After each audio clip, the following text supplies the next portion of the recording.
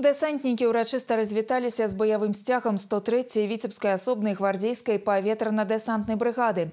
Больш за 3 сотні ваеннаслужачых славутага злучэння звольненыя ў запас. Па добрай традыцыі цырымонія прайшла на плошчы Перамогі каля мемарыяльнага комплексу у гонар савецкіх воінаў-вызваліцеляў, партызан і падпольшчыкаў Віцебшчыны.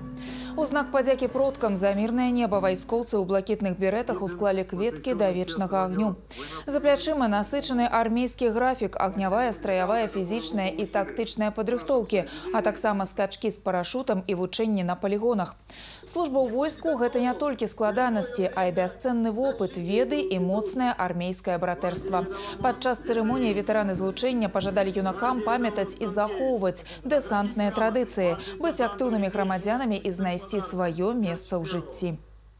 Первые полгода прошли как скорее учебная часть, а остальной год я провел уже в боевом подразделении, и мне было там более интересно и более быстро прошла служба. Более какие-то интересные мероприятия были. В целом интересно, на параде в Минске побывал. Для меня это большая честь. Я очень раз совершил прыжок. Я прыгал с вертолета, с Ми-8. Вот. Это самое захватывающее событие было на тот момент. Самое тяжелое, наверное, это уходить все-таки с коллектива, прощаться с друзьями, товарищами.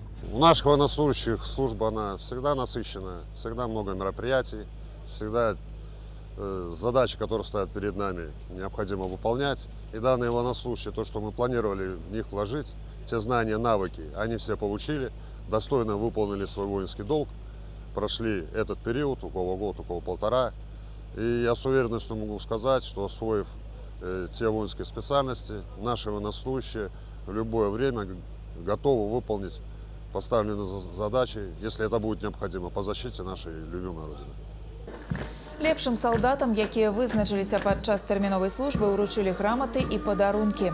У завяршэнні цырымоніі вайскоўцы прайшлі па плошчы урачыстым маршам.